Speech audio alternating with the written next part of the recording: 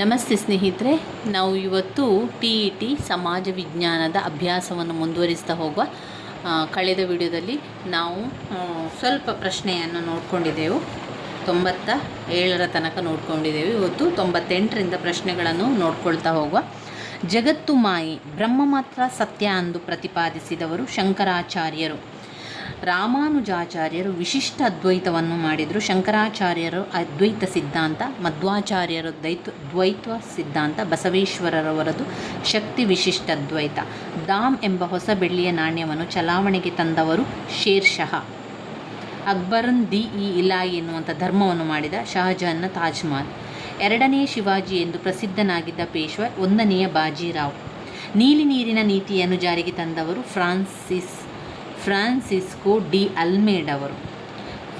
ಪ್ಲಾಸಿ ಕದನ ನಡೆದ ವರ್ಷ 1757ರಲ್ಲಿ ಪ್ಲಾಸಿ ಕದನ ನಡೆಯಿತು. 1761ರಲ್ಲಿ ಪಾಣಿಪತ್ ಕದನ ಆಯಿತು. 1761ರಲ್ಲಿ ಪಾಣಿಪತ್ ಕದನ, 1764ರಲ್ಲಿ ಬಕ್ಸರ್ ಕದನ, 1857ರಲ್ಲಿ ಸ್ವತಂತ್ರ ಸಂಗ್ರಾಮ, ಮೊದಲನೆಯ ಸ್ವತಂತ್ರ ಸಂಗ್ರಾಮ, ಪ್ಲಾಸಿ ಕದನ 1757. ಅಲೆಕ್ಸಾಂಡರ್ ರೀಡ್ ಜಾರಿಗೆ ತಂದ ಕಂದಾಯ ಪದ್ಧತಿ ಯಾವುದು? ಅಲೆಕ್ಸಾಂಡರ್ ರೀಡ್ ಜಾರಿಗೆ ತಂದಂತಹ ಕಂದಾಯ ಪದ್ಧತಿ ರೈತಾವರಿ ಪದ್ಧತಿ. ಅಲೆಕ್ಸಾಂಡರ್ ರೀಡ್ ಜಾರಿಗೆ ತಂದ ಕಂದಾಯ ಪದ್ಧತಿ ರೈತಾವರಿ ಪದ್ಧತಿ. ದಿವಾನಿ ಹಕ್ಕು ಪದ್ಧತಿ 1760 ಅಲ್ಲಿ ಆಲಂ ದಿವಾನಿ ಹಕ್ಕು ಅಂತಂದವರು ಆಲಂ ಅವರು 1760ರಲ್ಲಿ. ಮಹಲ್ವಾರಿ ಪದ್ಧತಿ ವಿಲಿಯಂ ಬೆಂಟಿಂಗ್. ಕಾಯಂ ಜಮೀನ್ದಾರ್ ಪದ್ಧತಿ ಲಾರ್ಡ್ ಕಾರ್ನ್ವಾಲಿಸ್. ಪ್ರಾರ್ಥನಾ ಸಮಾಜದ ಸ್ಥಾಪಕರು ಡಾಕ್ಟರ್ ಆತ್ಮಾನಂದ ಪಾಂಡುರಂಗರವರು. ದಯಾನಂದ ಸರಸ್ವತಿ ಬ್ರಹ್ಮ ಸಮಾಜದ ಸ್ಥಾಪಕರು. ಜ್ಯೋತಿ ಬಾಪುಲೆಯವರು ಸತ್ಯಶೋಧಕ ಸಮಾಜದ ಸ್ಥಾಪಕರು. ರಾಜಾರಾಮ್ ಮೋಹನ್ ರಾವ್ ನವೋದಯದ ಕಾಲದ ಪಿತಾಮಹ. ರಾಜ್ಯಶಾಸ್ತ್ರದ ಪಿತಾಮಹ ಅರಿಸ್ಟಾಟಲ್. ಸಮಾಜಶಾಸ್ತ್ರದ ಪಿತಾಮಹ ಅಗಸ್ಟ್ ಕಾಮ್ಟ್. ಅರ್ಥಶಾಸ್ತ್ರದ ಪಿತಾಮಹ ಆಡಮ್ ಸ್ಮಿತ್. ರಾಜ್ಯಶಾಸ್ತ್ರದ ಪಿತಾಮಹ ಅರಿಸ್ಟಾಟಲ್. ಸಾಕ್ರೆಟಿಕ್ಸ್ ಪ್ರಶ್ನೋತ್ತರ ಪದ್ಧತಿಗಳನ್ನು ತಂದವರು ಸಾಕ್ರೆಟಿಸ್. ರಾಜ್ಯ ನೆನಪಲ್ಲಿಟ್ಕೊಳ್ಳಿ. ಸಮಾಜಶಾಸ್ತ್ರದ ಪಿತಾಮಹ ಅಗಸ್ಟ್ ಕಾಮ್ಟ್, ರಾಜ್ಯಶಾಸ್ತ್ರದ ಪಿತಾಮಹ ಅರಿಸ್ಟಾಟಲ್, ಆಮೇಲೆ ಅರ್ಥಶಾಸ್ತ್ರದ ಪಿತಾಮಹ ಆಡಮ್ ಸ್ಮಿತ್. ಸಾರ್ವಜನಿಕ ಆಡಳಿತದ ವ್ಯಾಪ್ತಿಯನ್ನು ಪೋಸ್ಟ್ ಕಾರ್ಬ್ ಎಂಬ ಇಂಗ್ಲಿಷ್ ಪದದ ಮೂಲಕ ವಿವರಿಸಿದವರು ಲೂಥರ್ ಗುಲಿಕ್. ಪೋಸ್ಟ್ ಕಾರ್ಬ್ ಎಂಬ ಇಂಗ್ಲಿಷ್ ಪದವನ್ನು ವಿವರಿಸಿದವರು ಲೂಥರ್ ಗುಲಿಕ್ ಅವರು. ಜಾತ್ಯತೀತ ಎಂಬ ಪದವನ್ನು ಅಳವಡಿಸಿದ ಸಂವಿಧಾನದ ತಿದ್ದುಪಡಿ 42ನೆಯ ತಿದ್ದುಪಡಿ. ಜಾತ್ಯತೀತ ಎಂಬ ಪದವನ್ನು ಅಳವಡಿಸಿದ ಸಂವಿಧಾನದ ತಿದ್ದುಪಡಿ 42ನೆಯ ತಿದ್ದುಪಡಿಯಲ್ಲಿ ಜಾತ್ಯತೀತದ ಬಗ್ಗೆ ಅಳವಡಿಸಿದ್ದಾರೆ. 108ನೇ ಪ್ರಶ್ನೆ. ಡಾಕ್ಟರ್ BR ಅಂಬೇಡ್ಕರ್ ಅವರ ಸಂವಿಧಾನದ ಆತ್ಮ ಮತ್ತು ಹೃದಯವಿದ್ದಂತೆ ಎಂದು ಕರೆದ ಮೂಲಭೂತ ಹಕ್ಕುಗಳು ಸಂವಿಧಾನದ ಪರಿಹಾರದ ಹಕ್ಕು.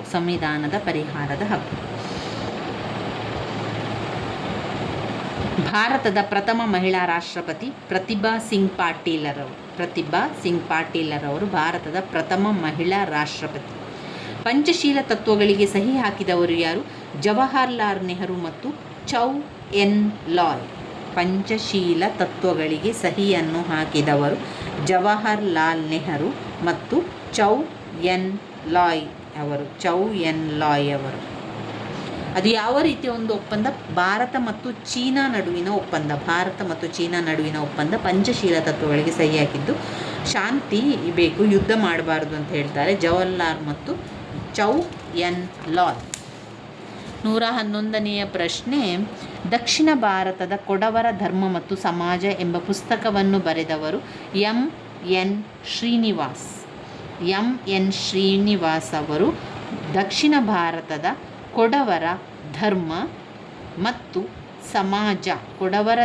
ಮತ್ತು ಸಮಾಜ ಎಂಬ ಪುಸ್ತಕವನ್ನು ಬರೆದವರು ಎಂ.ಎನ್. ಶ್ರೀನಿವಾಸರವರು. ಸಮಾಜಶಾಸ್ತ್ರದ ಬೆಳವಣಿಗೆಯ ಪಿತಾಮಹ ಎಮಿಲಿ ಡರ್ಕಿಮ್ ಅವರು. ಸಮಾಜಶಾಸ್ತ್ರದ ಪಿತಾಮಹ ಅಗಸ್ಟ್ ಕಾಮ್ಟರ್ ಅವರು. ಮ್ಯಾಕ್ಸ್ ವೆಬರ್ ಅವರು ನೌಕರಶಾಹಿತ್ವದ ಬಗ್ಗೆ ಹೇಳ್ತಾರೆ. ಸಮಾಜಶಾಸ್ತ್ರದ ಬೆಳವಣಿಗೆಯ ಬಗ್ಗೆ ಹೇಳಿದವರು ಎಮಿಲಿ ಡರ್ಕಿಮ್. ಲ್ಯಾಟಿನ್ ಭಾಷೆಯ ಫ್ಯಾಮುಲಸ್ ಎಂಬ ಪದ ಎಂದರೆ ಆಳು. ಲ್ಯಾಟಿನ್ ಭಾಷೆಯ ಫ್ಯಾಮುಲಸ್ ಎಂಬ ಪದದ ಅರ್ಥ ಆಳು. ಅಸ್ಪೃಶ್ಯತೆಯ ಆಚರಣೆಯನ್ನು ನಿಷೇಧಿಸಿರುವ ಸಂವಿಧಾನದ ವಿಧಿ 17ನೆಯ ವಿಧಿಯಲ್ಲಿ ಅಸ್ಪೃಶ್ಯತೆಯ ಆಚರಣೆಯನ್ನು ಹೇಳಿದ್ದಾರೆ. ನರ್ಮದಾ ಬಚಾವೋ ಆಂದೋಲನದ ನೇತೃತ್ವವನ್ನು ವಹಿಸಿದವರು ಮೇಧಾ ಪಾಟ್ಕರ್ ಅವರು. ನರ್ಮದಾ ಬಚಾವೋ ಆಂದೋಲನ ಆಗಿದ್ದು 1985ರಲ್ಲಿ ನರ್ಮದಾ ಬಚಾವೋ ಆಯಿತು. ಅದು ಮೇಧಾ ಪಾಟ್ಕರ್ ಅವರು ನೇತೃತ್ವವನ್ನು ವಹಿಸಿದವರು. ಭಾರತದಲ್ಲಿ ರಾಷ್ಟ್ರೀಯ ಆದಾಯದ ಅಂದಾಜನ್ನು ಮಾಡುವ ಜವಾಬ್ದಾರಿ ಹೊಂದಿರುವಂತಹ ಸಂಸ್ಥೆ ಕೇಂದ್ರೀಯ ಅಂಕಿ ಸಂಖ್ಯಾ ಸಂಸ್ಥೆ. ಕೇಂದ್ರೀಯ ಅಂಕಿ ಸಂಖ್ಯಾ ಸಂಸ್ಥೆಯಾಗಿದೆ. ರಾಷ್ಟ್ರೀಯ ಹಣಕಾಸು ಆಯೋಗ ಬಜೆಟ್ ಯೋಜನಾ ಮಂಡಳಿ ಯೋಜನೆ ರೂಢಿ ಮಾಡ್ತದೆ. ಹಾಗೆಯೇ ರಾಷ್ಟ್ರೀಯ ಆದಾಯದ ಅಂದಾಜು ಮಾಡೋದು ಕೇಂದ್ರೀಯ ಅಂಕಿ ಸಂಖ್ಯಾ ಸಂಸ್ಥೆ. 117ನೆಯ ಪ್ರಶ್ನೆ, 2011ರ ಜನಗಣತಿಯ ಪ್ರಕಾರ ಭಾರತದ ಜನಸಾಂದ್ರತೆ ಎಷ್ಟು? 382 ಜನರಿದ್ದರು. ಒಂದು ಪ್ರತಿ ಚದರ ಕಿಲೋಮೀಟರಿಗೆ 382 ಜನರು. ಭಾರತದ ನೈಜ ಅಭಿವೃದ್ಧಿ ಎಂದರೆ ಗ್ರಾಮಗಳ ಅಭಿವೃದ್ಧಿ ಅಂತ ಹೇಳಿದವರು ಮಹಾತ್ಮ ಗಾಂಧೀಜಿ. ರಾಮರಾಜ್ಯದ ಬಗ್ಗೆ ಹೇಳಿದರು ಮಹಾತ್ಮ ಗಾಂಧೀಜಿಯವರು. ಭಾರತದ ನೈಜ ಅಭಿವೃದ್ಧಿ ಎಂದರೆ ಗ್ರಾಮಗಳ ಅಭಿವೃದ್ಧಿ. ಗ್ರಾಮಗಳ ಅಭಿವೃದ್ಧಿ. ಭಾರತೀಯ ರಿಸರ್ವ್ ಬ್ಯಾಂಕ್ ಸ್ಥಾಪನೆಯಾದಂತಹ ವರ್ಷ, ಭಾರತದ ರಿಸರ್ವ್ ಬ್ಯಾಂಕ್ 1935 ಏಪ್ರಿಲ್ 1ರಂದು ಸ್ಥಾಪನೆಯಾಯಿತು. ರಿಸರ್ವ್ ಬ್ಯಾಂಕ್ ರಾಷ್ಟ್ರೀಕರಣಗೊಂಡಂಥ ವರ್ಷ 1949ರಲ್ಲಿ ಅದು ರಾಷ್ಟ್ರೀಕರಣಗೊಂಡಿತು. RBI ರಿಸರ್ವ್ ಬ್ಯಾಂಕ್ ಯಾವಾಗ ಸ್ಥಾಪನೆ ಮಾಡಿತು? ಏಪ್ರಿಲ್ 1, 1935. 1935ರಲ್ಲಿ ರಿಸರ್ವ್ ಬ್ಯಾಂಕ್ ಸ್ಥಾಪನೆಯಾಯಿತು ಏಪ್ರಿಲ್ 1ಕ್ಕೆ. ವಿಶ್ವ ಗ್ರಾಹಕರ ದಿನಾಚರಣೆ ಆಚರಿಸುವ ವರ್ಷ ಮಾರ್ಚ್ 15, 1962. ವಿಶ್ವ ಗ್ರಾಹಕರ ದಿನಾಚರಣೆ ಪ್ರತಿ ವರ್ಷ ಆಚರಣೆಯಾಗುವಂಥದ್ದು ಮಾರ್ಚ್ 15. ವಿಶ್ವ ಗ್ರಾಹಕರ ದಿನಾಚರಣೆ ಮಾರ್ಚ್ 15, 1962. 1962 15ನೇ ಮಾರ್ಚ್ 15, 1962. ಬಿಳಿ ಕ್ರಾಂತಿಯ ಪಿತಾಮಹ ಎಂದು ಪ್ರಸಿದ್ಧರಾದ ವ್ಯಕ್ತಿ? ಬಿಳಿ ಕ್ರಾಂತಿಯ ಪಿತಾಮಹ ವರ್ಗೀಸ್ ಕುರಿಯನ್. ಬಿಳಿ ಕ್ರಾಂತಿಯ ಪಿತಾಮಹ ವರ್ಗೀಸ್ ಕುರಿಯನ್. ಅವರು ಬಿಳಿ ಕ್ರಾಂತಿಯ ಪಿತಾಮಹ. ಬಿಳಿ ಕ್ರಾಂತಿಯ ಪಿತಾಮಹ ವರ್ಗೀಸ್ ಕುರಿಯನ್. ಸ್ವರ್ಣಕಾಂತಿ ತೈಲ ಉತ್ಪನ್ನಕ್ಕೆ ಅಂತ ಹೇಳ್ತೇವೆ, ಅದು ಸ್ವರ್ಣಕಾಂತಿ ತೈಲ ಉತ್ಪನ್ನಕ್ಕೆ ಒಂದು ನಿರ್ದಿಷ್ಟ ಅವಧಿಗೆ ಭವಿಷ್ಯದ ಕಾರ್ಯಾಚರಣೆಯನ್ನು ಮುಂದಾಗಿ ನಿರ್ಧರಿಸುವುದು ಹೀಗೆ ಕರೆಯುವರು. ಯೋಜನೆ ಅಂತ ಹೇಳುವಂಥದ್ದು. ಒಂದು ನಿರ್ದಿಷ್ಟ ಅವಧಿಗೆ ಭವಿಷ್ಯದ ಕಾರ್ಯಾಚರಣೆಯ ಮುಂದಾಗಿ ನಿರ್ಧರಿಸುವಂಥದ್ದು ಯೋಜನೆ. 123ನೆಯ ಪ್ರಶ್ನೆ, ಪುನರ್ ರಫ್ತು ವ್ಯಾಪಾರಕ್ಕೆ ಉತ್ತಮ ಉದಾಹರಣೆ ಯಾವುದು? ಪುನರ್ ರಫ್ತು ವ್ಯಾಪಾರಕ್ಕೆ ಉತ್ತಮ ಉದಾಹರಣೆ ಸಿಂಗಾಪುರ್. 124, ಆಫ್ರಿಕಾ ಮತ್ತು ಯುರೋಪ್ಗಳನ್ನು ಪ್ರತ್ಯೇಕಿಸುವ ಜಲಸಂಧಿ ಎಂದರೆ? ಆಫ್ರಿಕಾ ಮತ್ತು ಯುರೋಪ್ ಅನ್ನು ಪ್ರತ್ಯೇಕಿಸುವಂತಹ ಜಲಸಂಧಿ ಜಿಬ್ರಾಲ್ಟರ್ ಜಲಸಂಧಿ. ಯಾವ ಸಂಧಿ? ಜಿಬ್ರಾಲ್ಟರ್. ಯಾವ ಜಲಸಂಧಿ ಪ್ರತ್ಯೇಕಿಸ್ತದೆ? ಆಫ್ರಿಕಾ ಮತ್ತು ಯುರೋಪ್. ಜಿಬ್ರಾಲ್ಟರ್ ಜಲಸಂಧಿ. ಉಷ್ಣ ಮತ್ತು ಶುಷ್ಕ ಬೇಸಿಗೆ ಮತ್ತು ತೇವಯುತ ಚಳಿಗಾಲಗಳು ಈ ವಾಯುಗುಣದ ಲಕ್ಷಣಗಳು. ಉಷ್ಣ ಮತ್ತು ಶುಷ್ಕ ಮೆಡಿಟರೇನಿಯನ್ ವಾಯುಗುಣದ್ದು ಉಷ್ಣ ಮತ್ತು ಶುಷ್ಕ, ಬೇಸಿಗೆ ಮತ್ತು ತೇವಯುತ ಚಳಿಗಾಲಗಳು ಮೆಡಿಟರೇನಿಯನ್ ವಾಯುಗುಣಕ್ಕೆ ಅದು ಲಕ್ಷಣ. ವಿಶ್ವದ ನೈಸರ್ಗಿಕ ಅದ್ಭುತವಾದ ಗ್ರ್ಯಾಂಡ್ ಮಹಾಕಂದರವನ್ನು ನಿರ್ಮಿಸಿರುವಂತಹ ನದಿ ಎಂದರೆ ಕೊಲರಾಡೋ ನದಿ. ಮಹಾಕಂದರವನ್ನು ನಿರ್ಮಿಸಿರುವಂಥದ್ದು ಗ್ರ್ಯಾಂಡ್ ಮಹಾಕಂದರ ಕೊಲರಾಡೋ. ದಕ್ಷಿಣ ಅಮೆರಿಕಾದ ಪಶ್ಚಿಮ ಅಂಚಿನುದ್ದಕ್ಕೂ ಹಬ್ಬಿರುವ ಪರ್ವತ ಶ್ರೇಣಿ ಎಂದರೆ? ದಕ್ಷಿಣ ಅಮೆರಿಕಾದ ಪಶ್ಚಿಮ ಅಂಚಿನುದ್ದಕ್ಕೂ ಹಬ್ಬಿರುವ ಪರ್ವತ ಶ್ರೇಣಿ ಆಂಡೀಸ್ ಪರ್ವತ.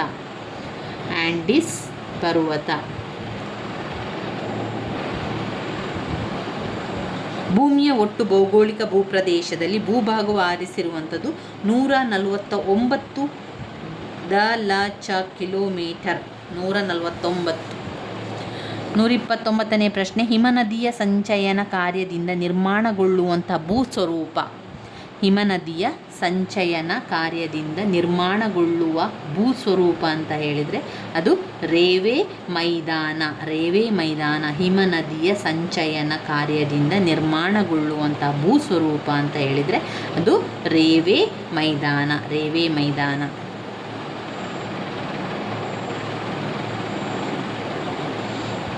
ಆಗುಂಬೆ ಘಟ್ಟವು ಇವೆರಡರನ್ನು ಸಂಪರ್ಕಿಸುತ್ತದೆ. ಆಗುಂಬೆ ಘಟ್ಟವು ಶಿವಮೊಗ್ಗ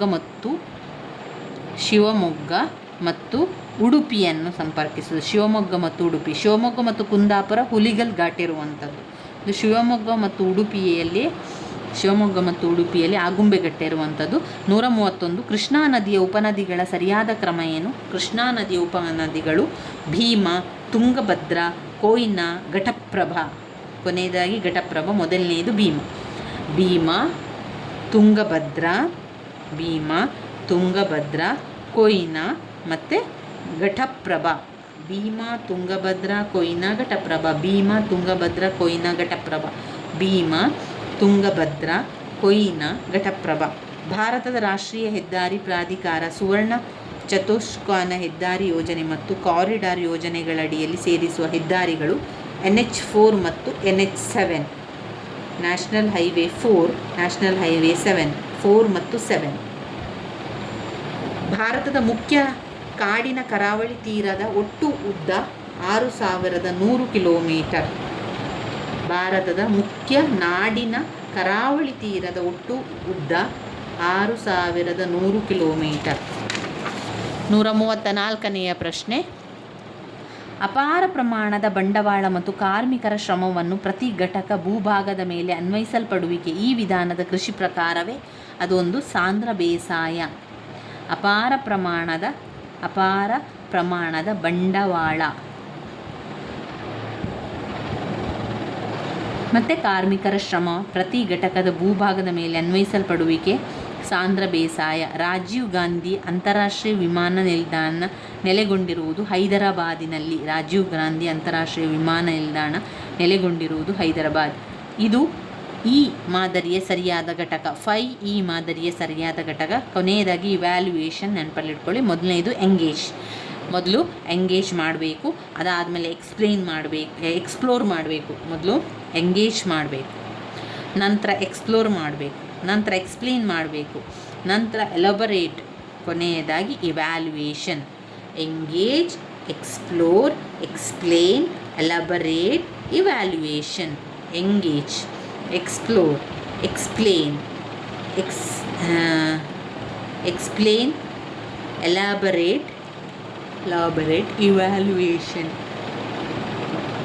ಹಕ್ಕುಗಳು ಮತ್ತು ಕರ್ತವ್ಯ ಪ್ರಜ್ಞೆಯು ಇದರ ಭಾಗವಾಗಿದೆ. ಪೌರ ಪ್ರಜ್ಞೆ ಐತಿಹಾಸಿಕ ಚಳುವಳಿಗಳ ಬೆಳವಣಿಗೆ, ರಾಜವಂಶಸ್ಥಗಳ ಮತ್ತು ಸಂಸ್ಥೆಗಳ ಏಳಿಗೆ ಮತ್ತು ಪಥವನ್ನು ತೋರಿಸಿ ವಿವರಿಸಲು ಬಳಸುವ ಸೂಕ್ತವಾದಂತಹ ಸಾಧನವೇ ಕಾಲನಕ್ಷೆ. ಕಾಲರೇಖೆ ಅಲ್ಲ, ಅದು ಕಾಲನಕ್ಷೆ. ಕಾಲರೇಖೆ ಅಂದರೆ ರೇಖೆಯಲ್ಲಿ ಬರ್ತದೆ. ನಮಗೆ ರಾಜವಂಶಸ್ಥರ ಸಂಸ್ಥೆ ಏಳಿಗೆಯ ಪಥ ಅದು ನೋಡಬೇಕು, ಅದಕ್ಕೋಸ್ಕರ ಕಾಲನಕ್ಷೆ.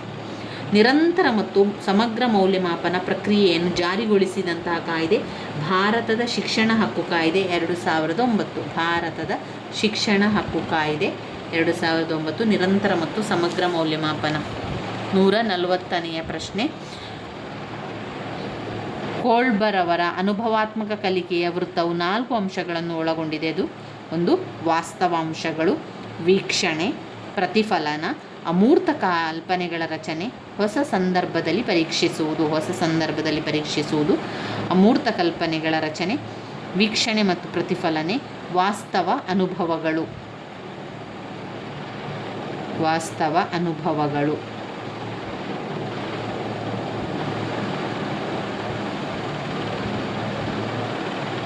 141ನೇ ಪ್ರಶ್ನೆ, ಪಾಠ ಯೋಜನೆಯು ಬೋಧನೆಯ ಕ್ರಿಯಾತ್ಮಕ ಪೂರ್ವ ತಯಾರಿಕೆಯಾಗಿದೆ ಎಂದು ವ್ಯಾಖ್ಯಾನಿಸಿದವರು ಲೆಸ್ಟರ್ ಬಿ ಸ್ಯಾಂಡ್ಸ್ ಅವರು. ಪಾಠ ಯೋಜನೆಯು ಬೋಧನೆಯ ಕ್ರಿಯಾತ್ಮಕ ಪೂರ್ವ ತಯಾರಿಕೆ ಕೆಳಗಿನಲ್ಲಿ ವಿದ್ಯಾರ್ಥಿ ಕೇಂದ್ರಿತ ಸೂಚನಾ ವಿಧಾನವಲ್ಲದ್ದು ಪ್ರಾತ್ಯಕ್ಷಿಕೆ ವಿದ್ಯಾರ್ಥಿ ಕೇಂದ್ರಿತ ಸೂಚನಾ ಫಲಕವಲ್ಲ. ಗಣಕಯಂತ್ರ ಆಧಾರಿತ ಬೋಧನೆ ವಿದ್ಯಾರ್ಥಿ ಕೇಂದ್ರಿತ ಸೂಚನಾ ವಿಧಾನ. ಕ್ರಮಾನುಗತ ಬೋಧನೆ 5E ಮಾದರಿ. 5E ಮಾದರಿ ಅಂದರೆ engage, explore, explain, elaborate, evaluation. Engage, explore, explain, elaborate, evaluation. ಪ್ರಾತ್ಯಕ್ಷಿಕೆ ಎನ್ನುವಂಥದ್ದು ವಿದ್ಯಾರ್ಥಿ ಕೇಂದ್ರಿತ ಸೂಚನಾ ವಿಧಾನವಲ್ಲ. ಪ್ರಾತ್ಯಕ್ಷಿಕೆಯಲ್ಲಿ ತೋರಿಸುವಲ್ಲಿ ಮಾಡುವಂಥದ್ದು. ಪಠ್ಯಪುಸ್ತಕವು ಬೋಧನೆಗೆ ಅರ್ಧ ಸಾಮಗ್ರಿ ಇದ್ದಂತೆ ಅಂತ ಹೇಳಿದವರು ಯಾರು? ರೇಟಿಂಗ್ ಅವರು. ಪಠ್ಯಪುಸ್ತಕವು ಬೋಧನೆಗೆ ಅರ್ಧ ಸಾಮಗ್ರಿ ಇದ್ದಂತೆ. ಪಠ್ಯಪುಸ್ತಕ ರೇಟಿಂಗ್ ಅವರು ಹೇಳುವಂಥದ್ದು. ಕೃಷ್ಣದೇವರಾಯನ ಸಾಮ್ರಾಜ್ಯ ವಿಸ್ತರಣೆಯನ್ನು ವಿವರಿಸಿ. ಈ ಪ್ರಶ್ನೆಯಲ್ಲಿರುವ ನಿರ್ದಿಷ್ಟ ಬೋಧನಾ ಉದ್ದೇಶ ತಿಳುವಳಿಕೆಯಲ್ಲಿ ವಿವರಿಸುವಂಥದ್ದು, ಹೋಲಿಸುವಂಥದ್ದು, ವ್ಯಾಖ್ಯಾನಿಸುವಂಥದ್ದು ಎಲ್ಲ ತಿಳುವಳಿಕೆಗೆ ಬರ್ತದೆ. ಇನ್ನು ಅಶೋಕನ ತಂದೆ ಹೆಸರು, ಅಶೋಕನು ಮಾಡಿದ ಯುದ್ಧದ ಹೆಸರು, ಅದೆಲ್ಲ ಜ್ಞಾನಕ್ಕೆ ಬರ್ತದೆ. ಆಮೇಲೆ ಇನ್ನು ಕೌಶಲ್ಯ ಅಂತ ಹೇಳಿದರೆ ಯಾವುದಾದ್ರೂ ಒಂದು ಕೌಶಲ್ಯಗಳು ಯಾವುದು ಅದು ಬರ್ತದೆ. ಇನ್ನು ಅನ್ವಯ ಅಂತ ಹೇಳಿದರೆ ಅನ್ವಯಿಸಿ ಹೇಳುವಂಥದ್ದು.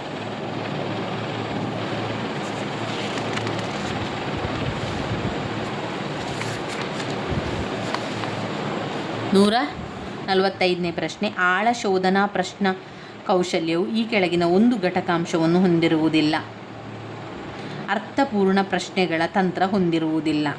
ಆಳ ಶೋಧನೆಯಲ್ಲಿ ಅರ್ಥಪೂರ್ಣ ಪ್ರಶ್ನೆಗಳ ತಂತ್ರ ಹೊಂದಿರುವುದಿಲ್ಲ. ಶಾಲೆಯ ಬಳಿಗೆ ಸಮುದಾಯವನ್ನು ತರುವುದು. ಈ ವಿಧದ ಸಮುದಾಯ ಸಂಪನ್ಮೂಲ ಬಳಕೆಗೆ ಸೂಕ್ತ ಉದಾಹರಣೆ ಅಂತ ಹೇಳಿದರೆ ಶ್ರೇಷ್ಠ ವ್ಯಕ್ತಿಗಳನ್ನು ಶಾಲೆಗೆ ಆಹ್ವಾನಿಸುವುದು. ಶಾಲೆಗಳಲ್ಲಿ ಸಹಪಠ್ಯ ಚಟುವಟಿಕೆಗಳ ಒಂದು ಬಹುಮುಖ್ಯ ಉದ್ದೇಶ ಅಂತ ಹೇಳಿದರೆ ಮನರಂಜನೆಯನ್ನು ಮಾಡಲಿಕ್ಕೆ. ಕ್ರಿಯಾ ಸಂಶೋಧನೆ, ಕ್ರಿಯಾ ಪ್ರಾಕಲ್ಪನೆ. ಕರ್ಟ್ ಲೆನಿನ್ ಎಂಬವರು ಮೊಟ್ಟ ಮೊದಲ ಬಾರಿಗೆ ಬಳಸಿದವರು ಕಾರ್ಟ್ ಲೆವಿನ್.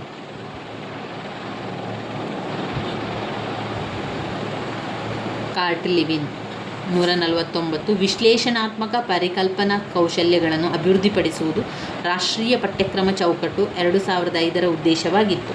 ಇದು ಈ ಕೆಳಗಿನ ಹಂತಕ್ಕೆ ಸಂಬಂಧಿಸಿದೆ. ಮಾಧ್ಯಮಿಕ ಹಂತಕ್ಕೆ ಸಂಬಂಧಿಸಿರುವಂಥದ್ದು. ತರಗತಿಯಲ್ಲಿ ಶಿಕ್ಷಕನ ಎರಡನೆಯ ನಾಲಿಗೆ ಎಂದರೆ ಕಪ್ಪು ಹಲಗೆ. ಇದು ಇಂಗ್ಲೀಷಲ್ಲಿ ಕೂಡ ಅದೇ ಬರ್ತದೆ. ಯಾವುದು ಅಂತ ಚಾಕ್ ಬೋರ್ಡ್ ಅಂತ ಬರ್ತದೆ. ಅದರಲ್ಲಿ ತರಗತಿಯ ಶಿಕ್ಷಕನ ಎರಡನೆಯ ನಾಲಿಗೆ. ಇವಿಷ್ಟು 2021ರ ಸಮಾಜ ವಿಜ್ಞಾನದ ಪ್ರಶ್ನೆಗಳಾಯಿತು. ಮುಂದಿನ ವಿಡಿಯೋದಲ್ಲಿ ನಾವು ಇನ್ನಷ್ಟು ವಿಚಾರಗಳನ್ನು ತಿಳ್ಕೊಳ್ಳುವ. ನನ್ನ ವೀಡಿಯೋಸ್ ಎಲ್ಲ ನಿಮಗೆ ಇಷ್ಟ ಆಗ್ತಾ ಇದ್ದರೆ ಲೈಕ್ ಕೊಡಿ, ಶೇರ್ ಮಾಡಿ, ಸಬ್ಸ್ಕ್ರೈಬ್ ಮಾಡಲಿಕ್ಕೆ ಮರಿಬೇಡಿ. ಧನ್ಯವಾದಗಳು. ಮುಂದಿನ ವಿಡಿಯೋದಲ್ಲಿ ನಾವು 2022ರಲ್ಲಿ ಬಂದಂತಹ ಪ್ರಶ್ನೆ ಪತ್ರಿಕೆಯನ್ನು ತಿಳ್ಕೊಳ್ತಾ ಹೋಗುವ.